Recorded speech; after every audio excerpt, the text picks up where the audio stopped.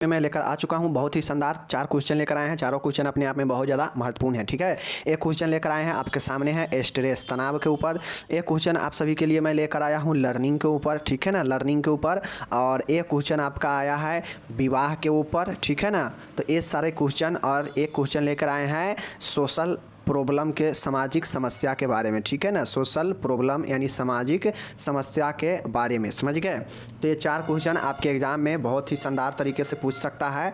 तो चलिए हम लोग प्रैक्टिस करते हैं, रिवीजन करते हैं। इस समय पढ़ा चुका हूँ डिटेल में। जो लोग डिटेल में वीडियो नहीं देखे हैं जाइए, आपको मिल जाएगा प्लेलिस्ट में बिहेवियर साइंस फर्स्ट ईयर के। ठीक है, बाकी हम यहाँ रिवीजन करेंगे तो सीधा धराधर यहाँ पे बताने का प्रयास करेंगे। ठीक है, चलिए शुरू करते हैं। देखिए तनाव क्या है, तनाव कहाँ कहाँ से मिल सकता है, इसका क्या क्या स्रोत है, तो चलिए देखते हैं। तो देखिए आपसे तनाव पूछेगा कि तनाव जो है होता क्या है, तनाव कितने प्रकार का होता है। एक क्वेश्चन 5 नंबर में या 10 नंबर में पूछ सकता है। ठीक है, देखिए तनाव क्या होता है। तो जब कोई व्यक्ति जीवन में आने वाली महत्वपूर्ण ज़रूरतों को पूरा करने में सक्षम नहीं होता है तब वह तनाव या चिंता में रहने लगता है, जो कि एक शारीरिक क्रिया है, एक शारीरिक प्रक्रिया है। देखिए तनाव क्या होता है, तो तनाव एक ऐसा शारीरिक इमोशन होता है। यह एक क्या होता है, इमोशन होता है, जो व्यक्ति के शारीरिक रूप से जो है यह प्रभावित करता है। समझ गए ना, मेंटली प्रभावित करता है। अब समझिए हमारे जीवन में कोई ऐसी चीज़ है जिसको हम अपने कामों को या हम अपने लक्ष्यों को या हमें जो है जो भी ज़रूरत है उसको हम पूरा करने में असक्षम हो जाते हैं, सक्षम नहीं हो जाते हैं। तो इसके फलस्वरूप क्या होता है, व्यक्ति के अंदर जो है तनाव या चिंता उत्पन्न होने लगता है। समझ गए, तो यही तनाव एक प्रकार का क्या होता है, चिंता का रूप ले लेता है। समझ गए ना, जब किसी व्यक्ति को किसी भी कार्य में असफल होता है तो उसमें जो है चिंता उत्पन्न होने लगता है, और वही चिंता जो है तनाव जो है व्यक्ति स्ट्रेस में चला जाता है। समझ गए, या व्यक्ति के अंदर तनाव है तो उससे एंजाइटी चिंता होने लगता है। समझ गए चीज़ को। चलिए यह शारीरिक प्रक्रिया होता है, समझ गए। चलिए तनाव, किंतु जब तनाव व चिंता पर व्यक्ति का नियंत्रण न रहे और बराबर मानसिक अंतर्द्वंद चलता रहे तो यह तनाव व चिंता एक मनोवैज्ञानिक समस्या बन जाता है। ठीक है, देखिए तनाव जो होता है, तनाव जैसे ही आपके ज़िंदगी में किसी भी समस्या से आएगा आपके दिमाग में शारीरिक मानसिक रूप से, तो अगर ये इस पर व्यक्ति अपना नियंत्रण नहीं बना पाता है और यह तनाव जो है लंबे समय तक बार बार किसी काम को लेकर व्यक्ति उलझन में पड़ता है, व्यक्ति के अंदर द्वंद्व चलता है, तो जो है व्यक्ति जो है क्या होता है, वह मानसिक रूप से मनोवैज्ञानिक समस्या का शिकार हो जाता है। कोई भी चीज़ अगर ज़्यादा दिन से ग्रसित हो जाएगा तो बीमारी का रूप ले ही लेगा। तो वही चीज़ है, स्ट्रेस भी अगर ज़्यादा दिन से अगर बना रहेगा तो उस व्यक्ति में एंजाइटी चिंता का जो है प्रॉब्लम सताने लगेगा, स्ट्रेस में रहने लगेगा। ठीक है ना, क्योंकि व्यक्ति जो है व्यवहार व विचार जो है सकारात्मक से ज़्यादा नकारात्मक की तरफ बढ़ने लगता है। जिस व्यक्ति में एंजाइटी या चिंता या स्ट्रेस रहता है तो उस व्यक्ति में जो उसका व्यवहार जो बिहेवियर होता है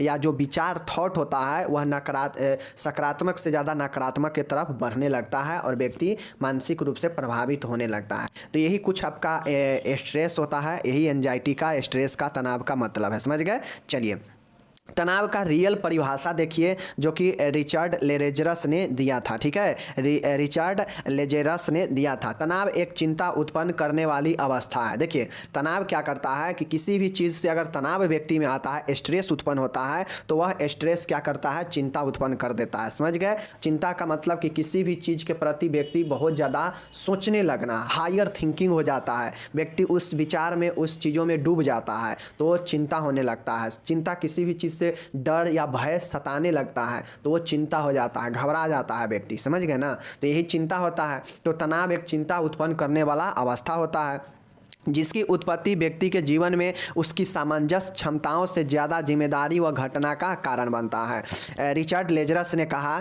कि तनाव जो है एक चिंता उत्पन्न करने वाला अवस्था होता है जहाँ पे जो व्यक्ति होता है अपने जीवन में सामंजस्य से ज़्यादा जो है वह घटनाओं में जो है और जिम्मेदारियों में जो है इसका कारण बनता है। मतलब व्यक्ति जो है अपने जीवन में सामंजस्य नहीं बैठा पाता है और ज़्यादा जो है उसके जीवन में घटना और जिम्मेदारी जो है इस चिंता तनाव का कारण बनता है। समझ गए, ये रिचर्ड लेजरस ने कहा। समझ गए। चलिए उसके बाद यहाँ पे एक और चीज़ें हैं, आप लोग देख लीजिए। या तनाव एक मानसिक स्थिति है जिससे व्यक्ति किसी बाह्य या आंतरिक खतरा होने का महसूस करता है। और ठीक चिंता भी वही चीज़ें होता है, जब किसी को चिंता होता है तो व्यक्ति अपने बाह्य और आंतरिक चीज़ों से होने को खतरा महसूस करने लगता है, जो व्यक्ति स्ट्रेस या चिंता में होने लगता है। समझ गए। तनाव शारीरिक आवश्यकताओं के प्रति प्रतिक्रिया प्रदर्शित करने का माध्यम है, ठीक है ना। तनाव जो है शारीरिक आवश्यकताओं को पूर्ति करने का एक प्रतिक्रिया प्रदर्शित करता है कि व्यक्ति को जो है अभी क्या जरूरी है। जैसे व्यक्ति किसी कार्य को लेकर असफल हो गया, उसमें तनाव हो गया,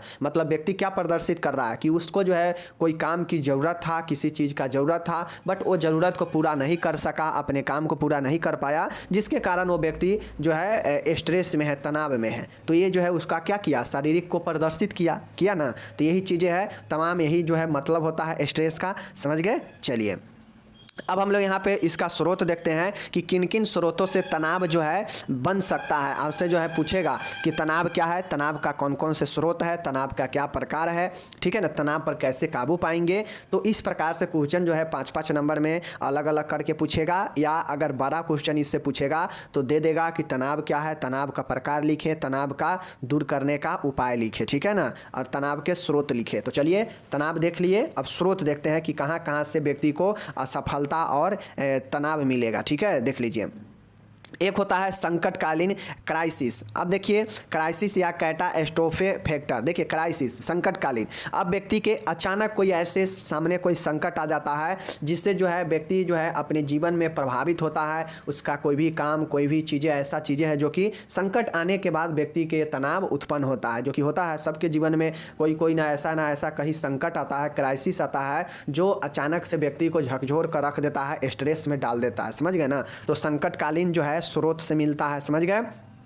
मुख्य जीवन की घटनाएं, कुछ ऐसे जीवन की घटनाएं होता है जो जीवन के आदमी के जीवन में जो है स्ट्रेस उत्पन्न कर देता है। जैसे किसी के परिवार में जो है समय से पहले किसी का मृत्यु हो जाना, ठीक है ना, हो जाना, किसी का कहीं जगह पे एक्सीडेंट हो जाना, ठीक है ना, या तमाम तरीके के चीज़ ऐसे हो सकते हैं जो जीवन के मुख्य चीज़ें हैं और उसमें घटना जो घटित होता है और उसके कारण जो स्ट्रेस होता है, तो वह जो स्रोत होता है वह मुख्य जीवन की घटना से होने वाला स्रोत होता है। समझ गए। तो पहला संकटकालीन, दूसरा मुख्य जीवन घटना, ठीक है, या जीवन की मुख्य घटना। उसके बाद है दैनिक समस्या या सूक्ष्म तनाव कारक। कुछ ऐसे स्रोत होते हैं जो तनाव पैदा करते हैं, वह दैनिक जीवन में व्यक्ति के रोज के दिनचर्या में होने वाले छोटे छोटे प्रॉब्लम से जो है, समस्या से जो है व्यक्ति का स्ट्रेस आता है। अब ये स्ट्रेस जो होता है थोड़ा देर के लिए होता है, और ये चूँकि सूक्ष्म है, दैनिक समस्या है, तो आप लोग जानते हैं कि दैनिक के दिनचर्या में भी व्यक्ति को छोटे छोटे कामों में बाधा आता है, जिससे व्यक्ति स्ट्रेस में थोड़ा देर के लिए चला जाता है। तो ये दैनिक समस्या के कारण आने वाला स्ट्रेस होता है। समझ गए। चलिए चौथा देखिएगा, परिवेश तनाव कारक। परिवेश का मतलब है आसपास के जो वातावरण है उसमें जो है व्यक्ति कैसे परिवेश में है। जैसे देखते होइएगा, व्यक्ति जब कोई कार्य करना या कुछ करना चाहता है या आराम करना चाहता है, तो उसके आसपास के जो परिवेश है, अगर वो आराम करना चाहेगा तो बहुत ज़्यादा डीजे, बहुत ज़्यादा शोरगुल हो रहा है, जिसके कारण उसको नींद नहीं आ रहा है, तो व्यक्ति क्या होता है, स्ट्रेस होने लगता है, व्यक्ति को चिढ़न महसूस होने लगता होता है ना। इसी भी प्रकार से तमाम ऐसे आपके परिवेश, आसपास के चीज़ों में ऐसे चीज़ें होता है जो आपके जहाँ पे आप रहते हैं वहाँ जो है तमाम ऐसे चीज़ें आपके आसपास में होंगे जो व्यक्ति को तनाव उत्पन्न कर सकता है। समझ गए। तो ये परिवेश तनाव कारक होता है। समझ गए। तो ये 4 स्रोत होता है। आप लोग इस स्रोत को ध्यान में रखिएगा, पूछेगा तो इसके अंदर चीज़ों को लिखते चलिएगा। ठीक है। चलिए अब हम लोग से यहाँ पूछ रहा है कि तनाव का वर्गीकरण बताइए, तनाव का वर्गीकरण कीजिए। यही जो है आपका टाइप्स होता है। समझ गए। चलिए जो है हम लोग यहाँ पे देख लेते हैं। पहला जो है आपका तनाव को अलग अलग आधारों पर वर्गीकृत किया गया है। पहले देख लीजिए किस किस आधार पर वर्गीकृत किया गया है तनाव को। पहला है प्रकृति के आधार पर। समझ गए। पहला प्रकृति के आधार पर, दूसरा उद्देश्य के आधार पर, ठीक है ना। तीसरा आपको मैं बताता हूँ अवधि या लक्षणों के आधार पर, ठीक है ना। उसके बाद मैं आपको यहाँ पे बताता हूँ, ठीक है। बस ये 3 चीज़ें आपको याद रखना है कि तनाव जो है इस 3 कैटेगरी में विभाजित किया गया है। ठीक है। पहला प्रकृति के आधार पर, दूसरा अवधि लक्षण के आधार पर, और तीसरा जो है उद्देश्य के आधार पर। ठीक है। अब इसके अंदर देखिए क्या क्या है। पहला है प्रकृति के आधार पर। समझ गए ना। देखिए पहला है सकारात्मक तनाव। अब देखिए आपके जीवन में कुछ ऐसे तनाव होते हैं जो व्यक्ति को उसके कार्य को, उसके चीज़ों को जीवन में प्राप्त करने के लिए जो है प्रेरित करता है। तो ये जो प्रेरित करेगा जीवन में कुछ चीज़ें प्राप्त करने, हासिल करने के लिए मोटिवेट करेगा, तो उस प्रकार के जो तनाव होगा वो सकारात्मक तनाव होता है। आप लोग जानते हैं कि व्यक्ति देखिए हुएगा जब स्ट्रेस में होता है तो वह बहुत ज़्यादा जो है एक्टिव पूर्वक जो है व्यक्ति काम करता है। उसको जो है लगता है, डर लगता है कि ये काम हम नहीं करेंगे तो जो है गड़बड़ा जाएगा, तो इसलिए उस समय वो ज़्यादा एक्टिव हो जाता है। समझ गए ना। तो ये सकारात्मक तनाव होता है जो कि व्यक्ति को आगे बढ़ने के लिए क्या करता है, मोटिवेट करता है। समझ गए। तो ये प्रकृति के आधार पर पहला सकारात्मक, समझ गए, मतलब प्रकृति क्या है, सकारात्मक प्रकृति है। समझ गए। दूसरा नकारात्मक प्रकृति का, नकारात्मक प्रकृति का जो तनाव होता है यह व्यक्ति को क्या करता है, तोड़ता है अंदर से। समझ गए ना। व्यक्ति का जो प्रकृति होता है वो निगेटिव होगा, निगेटिव थॉट उत्पन्न होगा, और जब निगेटिव थॉट उत्पन्न होगा तो व्यक्ति के आगे बढ़ने में या जो स्ट्रेस के समय इस प्रकार के निगेटिव जो स्ट्रेस होगा वो व्यक्ति को पीछे ही खींचेगा, जीवन में जो है बहुत सारे कठिनाइयाँ का सामना ला देगा। तो ये निगेटिव स्ट्रेस व्यक्ति को जो है क्या करता है कि सामाजिक, आर्थिक और शारीरिक रूप से और भावनात्मक रूप से जो है समस्या पैदा ही कर देता है, निगेटिव स्ट्रेस। तो प्रकृति के आधार पर दो, निगेटिव और पॉजिटिव स्ट्रेस। समझ गए ना। निगेटिव क्या करता है, व्यक्ति को डिमोटिवेट करता है, और पॉजिटिव व्यक्ति को इम्प्रूव करता है। समझ गए। चलिए उद्देश्य के आधार पर क्या है देख लीजिए, on the basis of goal. उद्देश्य के आधार पर मतलब तनाव जो है उद्देश्य के आधार पर कौन कौन सा है देख लीजिए। यहाँ पे उद्देश्य मतलब देख लीजिए, पहला है आनंद प्राप्त करने वाला तनाव। कुछ ऐसे तनाव होते हैं जो व्यक्ति को क्या करता है, आनंद प्राप्त करवाता है। समझ गए। जैसे समझिए आपके अंदर तनाव किस कारण से आया है, कोई ना कोई समस्या, कोई ना कोई कामों में न पूरा होने के कारण तनाव आता है। समझ गए। या किसी भी चीज़ से भी तनाव आ सकता है, लड़ाई झगड़ा से भी तनाव आता है। समझ गए ना। तो देखिए तनाव जो होता है, कुछ ऐसे तनाव होता है जो व्यक्ति के जीवन में आनंद प्रदान करता है। जो अब आनंद कैसे प्राप्त होता है, तो मान गए अचानक से व्यक्ति तनाव में है, लेकिन उसी तनाव में कुछ ऐसा उसको जो है आइडिया सूझ गया जो उसके काम को बना दिया, उसको काम को सफल कर दिया। तो जब सफल कर देगा तो वो तो तनाव उसको प्रेरित कर दिया, और प्रेरित ऐसा किया मतलब उसका काम सफल हो गया उस स्ट्रेस के दौरान। तो मतलब उसका जब काम सफल हो जाएगा तो व्यक्ति आनंद में हो जाता है, खुशी में हो जाता है। तो वो प्रेरित, तो वो जो आपका तनाव होता है वह क्या होता है, आनंद प्रदान करने वाला तनाव होता है। समझ गए। तो ये पहला हो गया उद्देश्य के आधार पर। ठीक है। दूसरा है दुख प्रदान करने वाला, डिस्ट्रेस स्ट्रेस। कुछ ऐसे तनाव होते हैं जैसे आप कुछ करना चाहते हैं, समझ गए ना, लेकिन आप जो है उस काम को करने में असमर्थ है, आपसे वो काम नहीं होने वाला है, मतलब आप डिमोटिवेट होंगे, दुखी होंगे। तो उस प्रकार के जो स्ट्रेस होता है वह दुखी भरी होती है। समझ गए। तो इसमें जो उद्देश्य होता है और आपका जो उद्देश्य होता है, उद्देश्य के प्राप्ति नहीं होता है, इसलिए इसे दुख का तनाव कहते हैं। समझ गए ना। तो एक है आनंद प्रदान करने वाला तनाव और एक है दुख प्रदान करने वाला तनाव। समझ गए ना। जैसे एग्जाम्पल समझिए, कोई व्यक्ति है, अगर कोई व्यक्ति है 70 केजी का बोरा उठाना है। समझ गए। अगर कोई ऐसे व्यक्ति है जो 70 केजी का बोरा उठा लेगा, तो उठा लेगा और ले जाके जहाँ रखना है वहाँ पे रख देगा, तो मतलब उस व्यक्ति से वो काम हो गया, तो उसको कोई टेंशन नहीं रहेगा, उसको कोई स्ट्रेस नहीं रहेगा, वो कर दिया काम को, तो उसको क्या होगा, आनंद मिलेगा, खुशी मिलेगा। तो वो आनंद प्रदान करने वाला हो गया, मतलब उसका काम सफल हो गया। ठीक है ना। वहीं पर अगर 70 केजी के बोरा कोई पतले दुबले व्यक्ति या जिससे वो नहीं होने वाला है, नहीं उठने वाला है, तो वो क्या होगा, उस व्यक्ति को अंदर ही अंदर दुख प्रदान करेगा, अंदर ही अंदर ऐसा सोच पैदा करेगा कि उस व्यक्ति को लगेगा कि हमसे ये काम क्यों नहीं हुआ है, हम ऐसा क्यों नहीं है जिससे हम 70 केजी का जो है ये बोरा नहीं उठा पाए हैं। तो इस टाइप से कोई भी काम, जो काम ना हो, व्यक्ति को ना होने वाला हो, वो व्यक्ति को दुख प्रदान करता है और जो है समस्या उत्पन्न करता है। तो ये दुख प्रदान करने वाला स्ट्रेस हो गया। समझ गए। चलिए अब देखिए अवधि के लक्षण के आधार, अवधि या लक्षणों के आधार पर। अवधि मतलब न्यूनतम अवधि है। कुछ ऐसे स्ट्रेस होते हैं जो आपके दिनचर्या में डेली बाय डेली आते रहता है। जैसे कोई ऐसे बीमारी हो जाएगा, पेट दर्द हो जाएगा, बुखार आ जाएगा, सिर दर्द हो जाएगा। तो कुछ ऐसे शारीरिक प्रॉब्लम के कारण भी जो है व्यक्ति का तनाव में आ जाता है। जैसे बुखार लग गया, अब व्यक्ति सोचने लगता है, तनाव में, स्ट्रेस में आ जाता है कि हमें बुखार कितना दिन में सही होगा, क्या ठीक होगा, हमें ही ये प्रॉब्लम क्यों होता है, तमाम तरीके के मन में उसको जो है दिन में बात आने लगता है। तो ये न्यूनतम अवधि के लिए होता है, जो उसके शारीरिक प्रॉब्लम, हल्का फल्का बीमारी से उत्पन्न होता है तनाव, तो वो जो है न्यून अवधि तीव्र तनाव होता है। समझ गए। और जो निम्न मतलब कम समय का जो तनाव होता है वह तीव्र होता है। समझ गए। चलिए ये हो गया, देख सकते हैं यहाँ पे, जैसे सिर दर्द, पेट में गड़बड़ी, चक्कर आना, उच्च रक्तचाप, ये सब जो है लक्षण पाया जाता है। समझ गए। होने से, समझ गए। चलिए अब नेक्स्ट है तनाव, फॉर्टुइटस स्टेटस, क्या चीज़, फोर्टुइटस स्ट्रेस, संयोगिक तनाव। संयोगिक तनाव का मतलब है कि व्यक्ति जो है क्या करता है कि ऐसा ना तनाव ऐसा ना लक्ष्य ले लेता है जैसे औकात से ज़्यादा, समझ गए ना। कुछ व्यक्ति ऐसे होते हैं जो काम किसी से नहीं होने वाला है, जो काम उससे नहीं होने वाला है, फिर भी वो जो है उस काम को ले लेगा, जोखिम ले लेगा कि हम तो कर डालेंगे, एकदम फोड़ डालेंगे इस काम को, लेकिन वो काम उससे होने वाला नहीं है। मतलब औकात से ज़्यादा जो है सपना देख लिया, औकात से ज़्यादा जो है काम को भार थाम लिया कि हम कर लेंगे, लेकिन हो नहीं पाया, और जब नहीं हुआ तो उसको जो है स्ट्रेस, तनाव उत्पन्न होने लगा कि क्यों नहीं हुआ, ये वो दिस डैट बातें। तो ये जो है असंयोगिक तनाव होता है, जिससे व्यक्ति के अंदर चिंता, विकार और भावनात्मक तनाव और लघु शारीरिक हृदय विकार ये सब होने लगता है, समझ गए। तो ये असंयोगिक तनाव हो गया, समझ गए।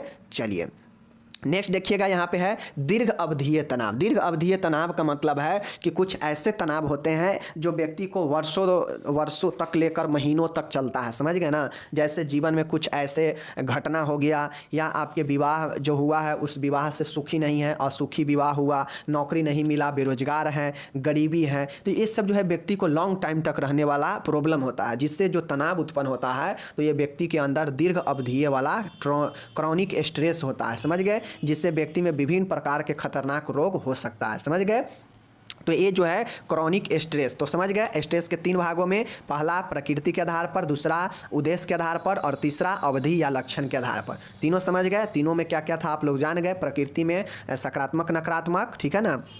अवधि में देखे हैं कि न्यूनतम अवधि है, असंयोगिक और दीर्घ अवधि है, ठीक है। उसी प्रकार से जो आपका था, तो यहाँ पे स्ट्रेस आपका ये वाला हो गया। अब चलिए स्ट्रेस पर कैसे काबू पाया जाएगा, किन किन चीज़ों से काबू पा सकते हैं तनाव पर, समझ गए ना। चलिए देखिए तनाव को कम करने का कौन कौन सा युक्तियाँ हैं, तो चलिए हम लोग देखते हैं। सबसे पहले है तनाव अगर कम करना है तो ध्यान लगाकर किसी काम को करें, पूर्ण सचेत होकर किसी काम को करें, मतलब मिल्ड फुलनेस का माइंड जो है फुलनेस करे, सचेत होकर, समझ गए। उपाय हेतु संगीतमय, मतलब कुछ काम कर रहे हैं उसको एंटरटेनिंग बनाइए, सामंजस्य संगीत वाला बनाइए, ठीक है, जिससे तनाव कम होगा। योग निद्रा, मतलब निद्रा लीजिए, अच्छा, समझ गए। उसके बाद कुछ ऐसे लेटर वगैरह लिख सकते हैं तनाव कम करने के लिए, जिससे ध्यान भटकेगा। प्रार्थना कर सकते हैं, प्रेयर कर सकते हैं भगवान को, विश्राम तकनीकें अपना सकते हैं, समझ गए ना। हास क्रिया, कुछ ऐसे क्रिया करें जिससे हंसी आए, जिससे लाफिंग हो और तनाव दूर हो, समझ गए ना। शारीरिक व्यायाम करके आप ध्यान अपना भटका सकते हैं, तनाव से दूर जा सकते हैं। प्राकृतिक वातावरण में समय व्यतीत करना, अगर आपको लगता है कि हमें तनाव है, बहुत ज़्यादा स्ट्रेस है, तो कहीं जंगल में, कहीं कुछ जगह पे घूमना चाहिए, जिससे प्रकृति के साथ सामंजस्य व्यतीत होगा आपका समय, समझ गए। प्राकृतिक औषधियों का उपयोग, नेचुरल मेडिसिन ले सकते हैं, हर्बल मेडिसिन ले सकते हैं, समझ गए। समय प्रबंधन, समय टाइम मैनेजमेंट करना सीखना चाहिए, समझ गए। योजना और निर्णय करना या योजना बनाने वाला होना चाहिए, समझ गए। द्वंद्व समाज, कॉन्फ्लिक्ट सॉल्यूशन होना चाहिए, समझ गए। सामाजिक क्रियाएं, जो समाज का आपका जो क्रियाएं हैं उसमें भाग लेना चाहिए, सामाजिक कामों में, और इन सब चीज़ों से आप जो है तनाव को दूर कर सकते हैं, समझ गए। चलिए ये हो गया आपका। अब देखिए इसको मैं यहाँ पे पढ़ा दिया, तो आपको रिपीट, आपको स्वयं से जो है 1-2 बार रिपीट करना पड़ेगा वीडियो को बैक होकर, समझ गए। चलिए अब बाकी यहाँ पे हम लोग देखने वाले हैं अधिगम। अब हमको आ गया लर्निंग के ऊपर। लर्निंग भी जो है बड़ा टॉपिक है, ठीक है। लर्निंग को अच्छे से देखिएगा और इससे जो है परिभाषित करना है, समझ गए। लर्निंग भी अपने आप में बहुत बड़ा टॉपिक है, समझ गए। चलिए देखिए लर्निंग क्या है, तो लर्निंग एक मनोवैज्ञानिक प्रक्रिया है। यह भी जिस प्रकार से स्ट्रेस था, तो लर्निंग भी अधिगम यानी सीखना भी एक प्रक्रिया ही है, और चूंकि यह पूरे मनोवैज्ञानिक ही प्रक्रिया है। इसका अर्थ है सीखना। सीखना यानी व्यवहार परिवर्तन, किसी भी चीज़ को सीखकर व्यवहार को ही तो परिवर्तन लाते हैं ना, व्यवहार में मॉडिफाई करते हैं और नए नए चीज़ों को सीखते हैं, जिससे हमारा व्यवहार में और ज़्यादा परिवर्तन आता है, समझ गए। सीखना एक व्यापक शब्द है, सीखना कोई छोटा शब्द नहीं है, सीखना एक व्यापक शब्द है। सीखना जितना मन उतना सीख सकता है आदमी, और सीखता भी है। यह किसी स्थिति के प्रति सक्रिय सार्वभौमिक प्रक्रिया है। यह जो है किसी भी स्थिति, चाहे पढ़ाई लिखाई, काम काज, कोई भी स्थिति के प्रति जो है यह एक्टिव होता है, सक्रिय होता है, और यह यूनिवर्सल प्रक्रिया है, क्योंकि यह सभी जगह सीखने की क्रिया सभी जगह होता है। ऐसा नहीं है कि इंडिया में ही जो है सीखा जाता है और बाकी विदेशों में जो है ऐसे ही जो है वैज्ञानिक और ऐसे ही तमाम चीज़ें बन जाता है। हर एक लोग हर एक जगह पर सीखता ही है कुछ ना कुछ, चाहे वो कोई भी चीज़ हो, समझ गए ना। चाहे पढ़ाई लिखाई, काम काज, अनुभव, सब सीखा ही जाता है। सीखने के थ्रू व्यक्ति जो है अपने ज्ञान में बढ़ोतरी, अपने व्यवहार में बढ़ोतरी, परिवर्तन ये सब लाता है, समझ गए ना। कौशल, नए नए कौशल जो है इम्प्रूव करता है, वृद्धि करता है, तो ये सब सीखने के द्वारा ही होता है, समझ गए। सीखना जो होता है यह जन्म से प्रारंभ होता है और मृत्यु तक जो है कुछ ना कुछ व्यक्ति सीखते रहता है, समझ गए। तो ये इसका मतलब हो गया, समझ गए। चलिए, सीखने के लिए विशेष स्थान या स्थिति की आवश्यकता नहीं होती है। कहीं भी व्यक्ति किसी भी समाज में किसी भी कुछ चीज़ों को सीख सकता है। हाँ, ये अवश्य है कि सीखने की गति आवश्यकता एवं परिस्थिति के अनुसार घटती बढ़ती रहती है, ठीक है। देखिए, सीखना जो होता है, सीखने के लिए कोई फिक्स स्थान या जगह नहीं होता है। कहीं भी आदमी किसी भी चीज़ को सीख सकता है, कोई भी आदमी किसी भी चीज़ को सीख सकता है। जिसका जितना क्षमता है उस अनुसार वो सीख सकता है किसी भी चीज़ को, समझ गए ना। तो ये जो चीज़ें हैं यहाँ पे कोई कंडीशन नहीं है कि हाँ वही चीज़ें जो है किसी जो है एक परफेक्ट आदमी के लिए कोई चीज़ है जो कि वही सीख पाएगा, दूसरा नहीं सीखेगा, ऐसा नहीं होता है, समझ गए। हाँ, ये जरूरी की चीज़ें हैं कि उसका कंडीशन जो है घटा बढ़ा सकता है। सीखने का जो क्षमता है उसमें घट बढ़ हो सकता है, बट सीखेगा सब, समझ गए ना।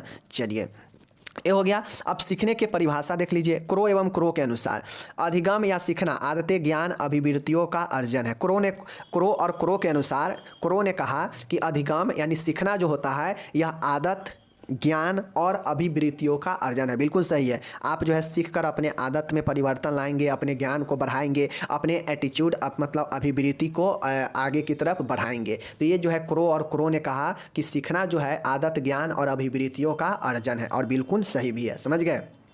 चलिए नेक्स्ट हम लोग यहाँ पे जेपी गिलबर्ट्स के देखते हैं। देखिए, जेपी गिलबर्ट्स के देखते हैं। व्यवहार के कारण व्यवहार में किसी भी प्रकार का परिवर्तन आना ही सीखना है, ठीक है ना। देखिए, जेपी गिलबर्ट ने कहा कि व्यवहार के कारण व्यवहार में किसी भी प्रकार का परिवर्तन आना ही सीखना है, समझ गए ना। व्यवहार में अगर किसी भी प्रकार का परिवर्तन आता है तो वह कहीं ना कहीं सीखने का ही एक बहुत बड़ा कारण है, समझ गए ना, जिससे आप अपने व्यवहार में परिवर्तन लाते हैं, समझ गए। यही जेपी गिलबर्ट है। और सीखने के लिए चाहे आप गलत सीखें चाहे सही सीखे, लेकिन सीखे तो जरूर कुछ ना कुछ। तो यही जो है व्यवहार का परिवर्तन होता है, ये जेपी गिलबर्ट ने कहा, समझ गए। क्रो एवं क्रो और जेपी गिलबर्ट बता दिए, बाकी ज़्यादा जरूरत नहीं है, समझ गए। चलिए, सीखने की विशेषता कौन कौन सी होती है कि भाई जब हम सीखते हैं तो इसका क्या क्या विशेषता होता है, सीखने की क्या क्या विशेषता होता है। जो हम सीखते हैं तो आखिर वो उसका क्या विशेषता होता है, क्या उसका कैरेक्टरिस्ट है लर्निंग का, ठीक है। तो चलिए, लर्निंग का कैरेक्टरिस्ट भी पूछता है। तो देखिए, लर्निंग का निम्नलिखित कैरेक्टरिस्ट है, निम्नलिखित जो है विशेषता है, ठीक है। देख लीजिए, सीखना जीवन प्रयत्न चलता रहता है। सीखना का एक विशेषता ये है कि जो सीखने की जो चीज़ें होती है वह जीवन प्रयत्न मतलब संपूर्ण जीवन चलते रहता है। जब तक जीवन समाप्त नहीं होगा तब तक व्यक्ति कुछ न कुछ को कहीं ना कहीं से किसी न किसी स्रोत से सीखता ही रहता है। यही कारण है कि सीखना का एक विशेषता ये भी है कि यह जीवन प्रयत्न चलते रहता है, समझ गए। तो पहला पॉइंट याद रखिएगा कि यह जीवन प्रयत्न चलता है, समझ गए। चलिए, नेक्स्ट देखिएगा, सीखना सार्वभौमिक है। अब क्या सीखना सिर्फ और सिर्फ इंडिया में ही मौजूद है, इंडिया के ही व्यक्ति कोई चीज़ सीखते हैं, ऐसा तो नहीं है। सीखना पूरे मानव जाति हो या पशु हो, कुछ भी हो, सब अपने व्यवहार में परिवर्तन लाता है, अपने कौशल में परिवर्तन लाता है, अपने नए नए चीज़ों को जोड़ता है अपने व्यवहार में। तो ये सब कब संभव है? ये सब जो है सीखने के द्वारा ही संभव है। तो सीखना जो है हर जगह, हर देश, हर एक स्थान पर मौजूद है, इसीलिए इससे जो है सीखना सार्वभौमिक होता है। यह एक इसका विशेषता है, समझ गए। चलिए, सीखना अनुकूल है। सीखना जो है अनुकूल है। सीखना का एक विशेषता ये है कि सीखना जो होता है वह अनुकूल होता है। अनुकूल कैसे होता है? मान गए आप कोई चीज़ सीखे तो वो क्या करेगा, वह जो है आपको जो है उस अनुकूल बना देगा। जब तक आप किसी चीज़ के अनुकूल नहीं होंगे तब तक जो है आपके अंदर या जो आप कोई भी चीज़ को नहीं सीख पाएंगे। तो सीखना एक अनुकूल होता है, जो जब चाहे किसी भी चीज़ को सीख सकते हैं। कोई भी चीज़ आपके अनुकूल होगा, आप उसे आराम से सीख सकते हैं, समझ गए ना। तो सीखना एक अनुकूल इसका विशेषता है, समझ गए। चलिए, सीखना अनुभवों का संगठन है। देखिए, सीखना अनुभवों का क्या संगठन है, तो आप लोग समझ रहे होंगे सीखना मतलब पढ़ लिख लिए ना तो यही सीखना हो गया, ऐसा नहीं होता। सीखने के मतलब है कि व्यवहार में परिवर्तन। तो व्यवहार में परिवर्तन का पढ़ाई से संभव है? बिल्कुल नहीं। किसी भी चीज़ से एक्सपीरियंस भी लेकर, किसी भी चीज़ से मोटिवेट होकर भी हम सीखते हैं। तमाम तरीक़ों से सीखते हैं ना, चाहे अपने अंदर कोई अनुभव ले किसी चीज़ का, चाहे आप पढ़ाई किए हो, चाहे आप खेल कूद किए हो, तो ये तमाम चीज़ें का टेक्निक, तमाम चीज़ों का सीखना जो है व्यक्ति का एक अनुभवों का संगठन बनाता है। मतलब व्यक्ति के अंदर अनुभव होता है कि हाँ हम सीखे हैं, ये सारे चीज़ हमारे अंदर नॉलेज है, ये चीज़ों का हम जो है सीख लिए हैं। तो ये व्यक्ति को एक संगठित करता है, समझ गए ना। तो यह जो है तमाम तरीके को चीज़ों को सीखना ही जो है एक अनुभवों का संगठन होता है, समझ गए। चलिए, सीखना परिवर्तन है। सीखने का एक विशेषता यह है कि सीखना एक परिवर्तन है। परिवर्तन क्या है कि सीखना ऐसा थोड़ी ना कि एक चीज़ को हम सीख लिए तो फिर दूसरे चीज़ को हम नहीं सीख पाएंगे, ऐसा तो है नहीं। तो सीखना एक परिवर्तन इसलिए है कि सीखने को हम जो है हम बार बार इसमें परिवर्तन कर सकते हैं, इसमें जो है चेंजेज कर कर के जो है हम नए नए चीज़ों को सीख सकते हैं। विभिन्न प्रकार को चीज़ों को सीख कर जो है हम अपने व्यवहार में परिवर्तन लाते हैं। तो सीखना एक परिवर्तन होता है, सीखना एक परिवर्तन है, ये इसका विशेषता है, समझ गए। चलिए नेक्स्ट देखिएगा, यहाँ पे सीखना उद्देश्यपूर्ण होता है। सीखना उद्देश्यपूर्ण होता है। अब बहुत सारे ऐसे जब किसी काम को, किसी भी चीज़ को हम सीखते हैं तो उसका कोई ना कोई उद्देश्य होता है, कोई ना कोई पर्पज होता है। बिना पर्पज या उद्देश्य के कोई भी व्यक्ति जो है किसी भी चीज़ को नहीं सीखता है, समझ गए ना। तो ये जो है सीखना एक पर्पज, एक उद्देश्यपूर्ण होता है, यह एक विशेषता होता है, समझ गए ना। तो यही जितना ज़्यादा आपका पर्पज अच्छा होगा, उद्देश्य अच्छा होगा, उतना ही जो है आपका प्रभाव पूर्ण रूप से आप किसी भी चीज़ को सीख पाएंगे। जैसे हम नर्सिंग कर रहे हैं या आप नर्सिंग कर रहे हैं तो आपको पता है कि हमको नर्सिंग में काम आना चाहिए, हमको काम सीखना चाहिए, समझ गए ना। तो जितना ज़्यादा आप अच्छे से कामों को एक उद्देश्य के साथ करेंगे कि हाँ हमको एक कंप्लीट बेहतर नर्स बनना है, तो बेहतर नर्स बनने के लिए सब चीज़ अच्छा से सीखना पड़ेगा, तो ही जाके आप एक बेहतर नर्स बन पाएंगे। मतलब आपका उद्देश्य क्या है कि एक बेहतर नर्स बनना। तो बेहतर नर्स जो है व्यक्ति को क्या करता है, प्रबल, जितना प्रबल उद्देश्य होगा उतना ही प्रबल व्यक्ति सीखता भी है, समझ गए। तो यही जो है आपका सीखना एक उद्देश्य होता है, समझ गए। चलिए देखिए, सीखना एक वातावरण की उपज है। सीखना एक वातावरण का उपज कैसे है, तो सब व्यक्ति अपने अपने वातावरण में, अपने आसपास के घटकों के बीच में रहता है। तो व्यक्ति जो है अपने वातावरण के अनुसार ही जो है उस चीज़ को सीखता है, समझ गए ना।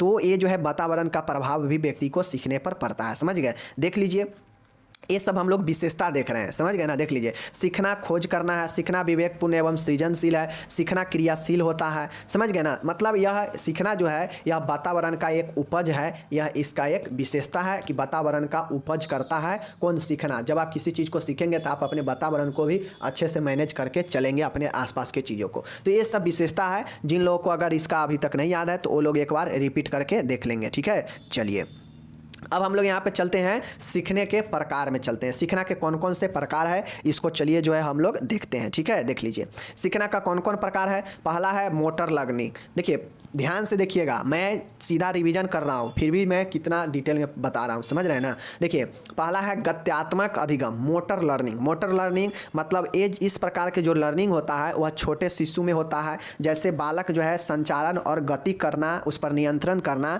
ये जो है सीखता है अपने शरीर पर कैसे नियंत्रण करना है, यह छोटे शिशुओं में होता है, जिसको हम लोग मोटर लर्निंग बोलते हैं, समझ गए ना। गत्यात्मक अधिगम, ओके।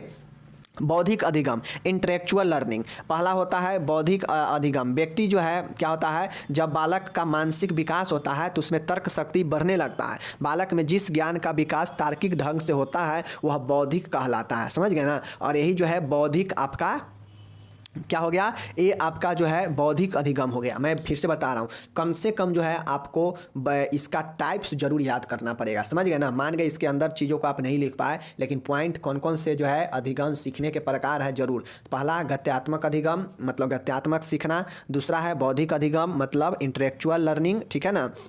सहचार अधिगम मतलब एसोसिएट लर्निंग, मतलब सहचार अधिगम संकलनात्मक अधिगम को आगे बढ़ाने में मदद करता है। सहचार का जो होता है ना, जैसे कोई व्यक्ति संकल्प लिया है कि हमें फलना चीज़ सीखना है, तो उसमें मदद कौन करता है, सहचार करता है, समझ गए ना। नए नए संकल्पनाओं को, नए नए विचारों को कारगर होता है, वह सहचार के द्वारा ही व्यक्ति अपनी चीज़ों को पूरा कर पाता है, समझ गए। तो ये सहचारनात्मक अधिगम है, समझ गए। चलिए चौथा यहाँ पे जो प्रकार है संकलनात्मक कॉन्सेप्चुअल जो है लर्निंग है, संकल्पनात्मक अधिगम। व्यक्ति इसमें जो है क्या करता है, अपने संकल्प को लेता है, अपने कामों को लेता है, और इसमें जो व्यक्ति का जो मानसिक क्रिया होता है वह परिपक्व हो जाता है, तो ही जाके व्यक्ति किसी भी कार्य को करने के लिए संकल्प लेता है, समझ गया ना। बिल समझ गया चीज़ को। तो ये संकल्पनात्मक अधिगम हो गया, ओके। चलिए नेक्स्ट आपका यहाँ पे देखिएगा अभिवृद्धियात्मक अधिगम एटीट्यूशनल लर्निंग होता है। नेक्स्ट है मूल्यांकन अधिगम होता है, जिसमें व्यक्ति अपने खुद को मूल्यांकन करता है, ठीक है ना। उसके बाद है संवेदन गति अधिनियम है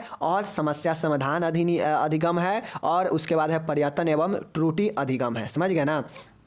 तो ये चीज़ें आप लोग देख लीजिए कौन कौन से प्रकार है, आप लोग यहाँ पे देख लीजिए कौन कौन से प्रकार है, देख लीजिए यहाँ पे।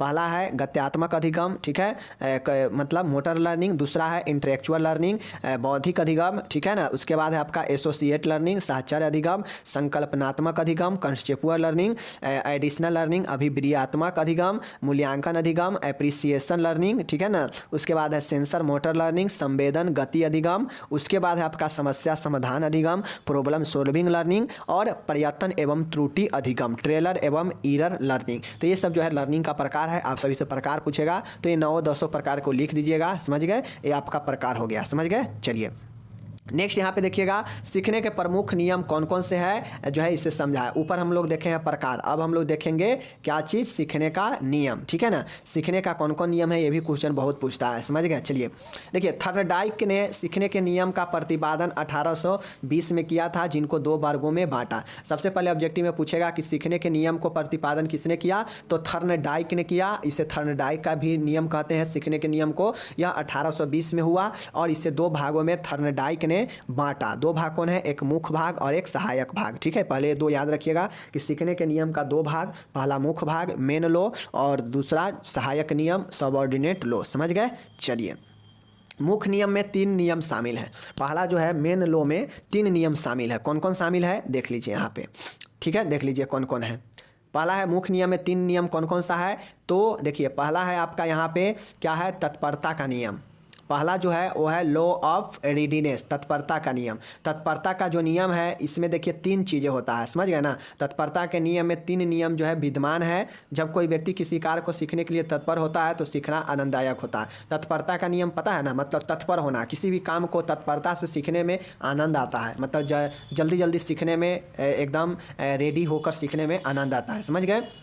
जब कोई व्यक्ति कार्य सीखने के लिए तैयार ना हो किंतु उसे ज़बरदस्ती सिखाया जाए, ऐसी स्थिति में उससे सीखना में खींच उत्पन्न होता है। समझ गए। जब कोई व्यक्ति जो है किसी चीज़ को करने में तत्पर ना हो, सीखने में तैयारी ना हो, तो उससे जो है क्या होता है, उसमें इंटरेस्ट ना होता है। जब इंटरेस्ट ना होगा तो चीज़ों को सीख नहीं पाएगा। तो ये चीज़ है। समझ गए। उसके बाद जब कोई व्यक्ति किसी कार्य को सीखने के लिए तैयार हो किंतु उसे कार्य को सीखने न दिया जाए तो इस स्थिति में असंतोष एवं खींच उत्पन्न होता है। पहला कंडीशन बनता है कि व्यक्ति जितना तत्परता होगा उतने आनंद से सीखेगा। दूसरा है कि जब कोई व्यक्ति सीखने के लिए तैयार ना हो यानी तत्पर ना हो तो वो व्यक्ति को अगर ज़बरदस्ती सिखाएंगे तो उससे खींच बढ़ेगा और वो सीख नहीं पाएगा। तीसरा इसमें पॉइंट बनता है कि जब कोई व्यक्ति सीखने के लिए तैयार हो बट उसे सीखने ना दिया जाए, उसे मना किया जाए सीखने से, तो उस व्यक्ति को क्या होगा, मन असंतोष होगा और उसे खींच होगा। समझ गए। तो ये जो है 3 पॉइंट बनता है तत्परता के नियम में, जो कि मुख्य नियम का पहला पॉइंट था। समझ गए। चलिए यहाँ देखिए थर्नडाइक ने स्पष्ट किया कि जब मनुष्य सीखने के लिए तत्पर नहीं होते हैं तब तक न तो वह स्वयं सीख सकता है और न कोई दूसरा उसे सिखा सकता है। अतः आवश्यक है कि विद्यार्थी को सीखने के लिए तत्पर किया जाए। तत्परता ध्यान केंद्रित करने में सहायता करता है। थर्नडाइक ने कहा कि चाहे कोई भी व्यक्ति हो, जब तक वह खुद से तैयार न हो, तत्पर न हो सीखने के लिए, तब तक न कोई व्यक्ति उसे सिखा सकता है और न वह स्वयं से सीख सकता है। इसलिए तैयार होना, तत्पर होना बहुत ज़रूरी है सीखने के लिए, क्योंकि यह ध्यान केंद्रित करने में सहायता करता है। पहला हो गया तत्परता के नियम। दूसरा है अभ्यास के नियम। अभ्यास के नियम का मतलब है कि इस नियम के अनुसार जो है क्रिया को बार बार करने अथवा दोहराने से वह याद हो जाता है और छोड़ देने पर न दोहराने से भूल जाता है। इस प्रकार नियम प्रयोग करने तथा प्रयोग न करने पर आधारित है, इसलिए इसे थर्नडाइक के उपयोग एवं अनुपयोग का नियम भी कहते हैं। देखिए अभ्यास का नियम का मतलब है कि इस नियम के अनुसार जब किसी भी कार्य को जो है बार बार करेंगे या उसे दोहराएंगे तो वह जो है कार्य आसानी से याद हो जाता है या उसे सीख जाएंगे, लेकिन जब उसे छोड़ देते हैं तो जो है भूल जाते हैं। ठीक है ना। इसी नियम को प्रयोग करने अथवा प्रयोग न करने पर आधारित होता है। ठीक है ना। प्रयोग करना मतलब याद होना, प्रयोग न करना मतलब भूल जाना। इसीलिए थर्नडाइक ने इसे उपयोग और अनुपयोग का नियम भी कहा। किसे? अभ्यास के नियम को। उपयोग करेगा तो याद होगा, न उपयोग करेगा तो वह अनुपयोगी हो जाएगा। समझ गए। चलिए तीसरा यहाँ पे देखिएगा प्रभाव का नियम। प्रभाव का नियम, थर्नडाई का यह नियम सीखने के अध्यापन का आधारभूत नियम है। इस नियम को संतोष या अंतोष का भी नियम कहते हैं, ठीक है ना। प्रभाव का नियम मतलब इफेक्टिव लो, तो व्यक्ति जितना ज़्यादा जो है ध्यान लगाकर जितना संतोषपूर्वक सीखेगा तो वह संतोष हो जाएगा। अगर सीखने में वह रुचि नहीं रखेगा तो वह असंतोष होगा। तो यही जो है प्रभाव नियम, व्यक्ति थर्नडाई के नियम संतोष व असंतोष पर आधारित है। तो ये तीसरा नियम है प्रभाव के नियम, और मुख्य नियम समाप्त हो गया। समझ गए, पहला तत्परता, दूसरा अभ्यास का नियम, तीसरा प्रभाव का नियम, और यह यहाँ पे मुख्य नियम समाप्त होता है सीखने का। अब यहाँ पे जो बी है सहायक नियम, देख लीजिए कौन कौन से नियम है। प्रमुख सहायक नियम निम्न प्रकार है। पहला है बहु अनुक्रिया का नियम, लॉ ऑफ मल्टीपल रिस्पॉन्स, एक समय में मल्टीपल कार्यों को करना, यही बहु अनुक्रिया नियम होता है। समझ गए। मानसिक तत्परता का नियम, लॉ ऑफ मेंटल सेट, आपका मेंटल सेट कैसा है, आपका मानसिक तत्परता कैसा है, ये आदमी को प्रभावित करता है सीखने के काम को। समझ गए। तीसरा है समानता के अनुसार अनुक्रिया, समझ गए ना, प्रिंसिपल ऑफ एनालॉजी, समानता के अनुसार अनुक्रिया मतलब जो कामें हैं वो कितना ज़्यादा अच्छे से समानता से कर रहे हैं। समझ गए। नेक्स्ट है तत्वों को पूर्ण शक्तिमय, जो तत्व है उसको कितना ज़्यादा अच्छा से शक्ति मिला है या नहीं मिला है। सहचारी स्थान परिवर्तन, प्रिंसिपल ऑफ एसोसिएट शिफ्टिंग, समझ गए ना। तो ये कुल 5 जो है सहायक नियम है, इसको आप लोग ध्यान से पढ़ लीजिएगा एक बार। ओके, एक बार और मैं यहाँ पे बता देता हूँ, देख लीजिए। पहला है बहु अनुक्रिया का नियम, मानसिक तत्परता का नियम, समानता के अनुसार अनुक्रिया, तत्वों के पूर्ण शक्तिमय, सहचारी स्थान परिवर्तन, ये सहायक नियम है। सीखने के नियम को कितना है, मात्र 2 ही प्रकार है, एक है मेन और एक है आपका सहायक। समझ गए ना, सब ऑर्डिनेट। मेन में 3 और सहायक में 5, ठीक है। तो मेन में जो 3 है उसको थोड़ा डिस्क्राइब कर दीजिएगा, सहायक वाला में जो 5 है इसको सीधा पॉइंट में लिख दीजिएगा, कहानी हो गया खत्म, सीखने के नियम। समझ गए। चलिए नेक्स्ट क्वेश्चन आता है कि भाई सीखने को कौन कौन से ऐसे चीज़ है जो प्रभावित करता हो। समझ गए ना। चलिए तो देखिए सीखने के चीज़ों को कौन कौन है, या प्रभावी शिक्षण को समझाना है, शिक्षण को कैसे प्रभावी बनाया जाए, या सीखने को कैसे कौन कौन से ऐसे चीज़ है जो प्रभावित करता है। तो चलिए इसको जो है हम लोग देखते हैं, ठीक है। देख लीजिए, देखिए सीखने को प्रभावित करने अथवा प्रभावी शिक्षण के निम्नलिखित कारक है। पहला है उचित वातावरण। वातावरण अगर अच्छा होगा, अगर आनंदमय वातावरण होगा तो उस वातावरण में चीज़ों को सीखना बहुत ज़्यादा प्रभावी होता है, बहुत ज़्यादा अच्छे से लोग सीख जाता है। समझ गए ना। तो वातावरण कैसा है इस पर निर्भर करता है सीखना भी। समझ गए। तो ये प्रभावित करता है वातावरण, उचित वातावरण। समझ गए।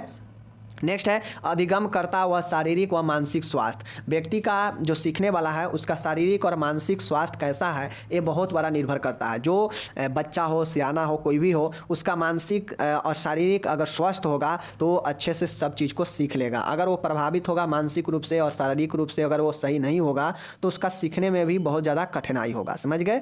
चलिए नेक्स्ट देखिएगा, परिपक्वता, मैच्योरिटी। अब आप लोग देखते होइएगा जिसके अंदर मैच्योरिटी रहता है वो बहुत ही अच्छे से सूझबूझ के साथ काम को या किसी भी चीज़ को सीख कर अपने व्यवहार को परिवर्तन लाता है। लेकिन जिसके अंदर मैच्योरिटी नहीं होता है तो वह उसको कितना भी सिखाइएगा वो जल्दी किसी भी चीज़ को फॉलो नहीं करता है, नहीं सीख पाएगा। तो मैच्योरिटी होना जरूरी है, ये प्रभावित करता है सीखने को। समझ गए।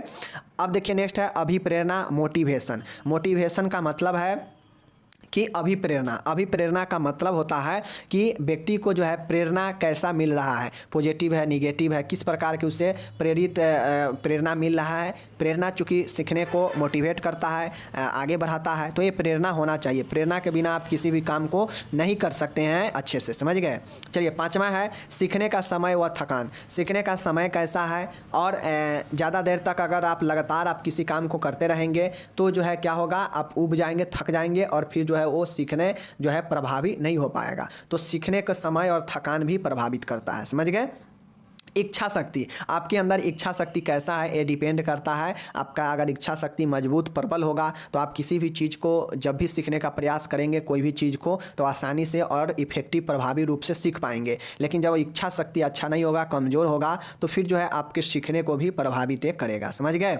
नेक्स्ट देखिएगा अध्यापक की भूमिका, रोल ऑफ टीचर। आपके जीवन में आप जानते हैं कि आप बहुत कुछ खुद से नहीं सीखे हैं, आप बहुत चीज़ जो है आपके टीचर, आपके गुरु, माता पिता, इन सब से सीखे होंगे। चाहे हम भी, चाहे कोई भी व्यक्ति जो है उसके टीचर भूमिका होता है उसके टीचर का भी सीखने में। तो एक अच्छे टीचर जो है बेहतर तरीके से चीज़ों को सिखा पाते हैं और जीवन को व्यक्ति में परिवर्तन लाते हैं। समझ गए। तो अध्यापक का भूमिका भी जो है होता है सीखने में। समझ गए। नेक्स्ट है बुद्धि एवं वंशानुक्रम, व्यक्ति का बुद्धि और उसका वंश कैसा है ये भी व्यक्ति को सीखने को प्रभावित करता है। जिसका बुद्धि आईक्यू अगर बढ़िया होता है, तेज होता है, तो वह जल्दी चीज़ों को कैच कर लेता है, जल्दी सीख लेता है। लेकिन जो जिसका आईक्यू लेवल कम होता है, कमज़ोर बुद्धि होता है, उसका वंश भी कमज़ोर है, तो जो है उस हिसाब से वो व्यक्ति को सीखने में समय लगता है। समझ गए? तो यहाँ पे सीखना समाप्त हो गया। ठीक है, सीखना के ऑल क्वेश्चन समाप्त हो गया। आप लोग को जो है भी प्रॉब्लम लगे रिपीट करके एक बार देख लीजिएगा। ठीक है, चलिए नेक्स्ट हम लोग देखते हैं भारत में प्रमुख सामाजिक समस्या कौन कौन से हैं। समझ गए ना? चलिए हम लोग देखते हैं कौन कौन से सामाजिक समस्या है। प्रत्येक समाज में कुछ न कुछ विघटनकारी तत्व विद्यमान रहते हैं तथा इनसे सामाजिक समस्या पैदा होते रहते हैं। हमारे समाज में भी इनके अनेक सामाजिक समस्या विद्यमान हैं। समाजशास्त्र का मुख्य उद्देश्य इन सामाजिक समस्याओं को समझना व इनके निवारण से मदद करना। समाज के विकास में बाधक कुछ समस्याएं निम्नलिखित है। ठीक है, देखिए सामाजिक समस्या का मतलब क्या है कि हमारे समाज में कुछ न कुछ ऐसे तत्व है, कुछ न ऐसे विघटनकारी तोड़ने वाला तत्व है जो समाज में समस्या पैदा उत्पन्न करता है। समझ गए? इस समाज को जो है विघटन करने का कार्य करता है। जो ऐसे तत्व होते हैं जो समाज के लिए समाज के विरुद्ध काम करते हैं, समाज के लिए हानिकारक होते हैं, समाज को दूषित करते हैं, तो इस समाज में एक समस्या पैदा करता है जो हमारे समाज में अनेक प्रकार के सामाजिक समस्याएं विद्यमान उत्पन्न करता है। समझ गए? समाजशास्त्र का भी मुख्य उद्देश्य यही है कि समाज में जितने भी समस्या है उसको समझा जाए, उसका निवारण कैसे किया जाए इसका बारे में जो है अध्ययन किया जाता है, जो कि समाज के कुछ ऐसे समस्या है जो कि नीचे दिया गया है। ठीक है, चलिए देखते हैं। पहला है दहेज प्रथा, वेश्यावृत्ति जिसको प्रोस्टिट्यूशन बोलते हैं, दौरी दहेज प्रथा, बाल अपराध, जुवेनाइल डिलिक्वेंसी, क्राइम अपराध, भ्रष्टाचार, जातिवाद, ठीक है ना, कास्टिज्म, सांप्रदायिकता, कम्युनिज्म, ठीक है ना, ड्रग एडिक्शन, मादक द्रव्य का सेवन, बेरोजगारी, अनएम्प्लॉयमेंट, पुवर्टी, निर्धनता, अविवाहित महिलाएं, अनमैरिड मदर्स, विकलांगता, हैंडीकैप्ड सिटीजन, डिजेबिलिटी, गंदी बस्तियाँ, स्लम्स, इलिटरेसी, निरक्षरता, मदपान, एल्कोहलिज्म, निर्धनता, पुवर्टी, एड्स, ग्रामीण ऋणग्रस्तता, रूरल इंडिपेंडेंस और बाल श्रम, चाइल्ड लेबर और बाल शोषण या बाल दुराचार, चाइल्ड एब्यूज। तो ये 20 जो है आपको सामाजिक समस्या यहाँ पे लिखा गया है। अब आपसे क्वेश्चन 10 नंबर में क्या रहेगा कि सामाजिक समस्या क्या होता है, सामाजिक समस्या की सूची बनाएं, किसी एक पर विस्तृत से चर्चा करें। तो ये 20 में से जो भी अच्छा से आपको 2-4 याद कर लेंगे, ठीक है ना, उस पर जो है अच्छा से कोई एक पूछ देगा तो लिख देंगे, या सीधा आपको जो है दे देता है 5-5 नंबर वाला में एक आध जो है पूछ देगा आपसे। ठीक है, तो चलिए मिलेंगे अगले वीडियो में। वीडियो लंबा हो गया, तब तक मिलते हैं अगले वीडियो में। 3 ही क्वेश्चन हो पाया क्योंकि बिहेवियर साइंस का क्वेश्चन बड़ा है, समझाना भी पड़ता है, तो इतना जल्दी मैं नहीं निकल सकता हूँ बिना समझाए, तो समझाने में लेट लग जाता है। तो इसीलिए मिलूंगा अगले वीडियो में, तब तक धन्यवाद। 3 क्वेश्चन हुआ, इस 3 क्वेश्चन को आप लोग अच्छे से देख लीजिएगा। धन्यवाद।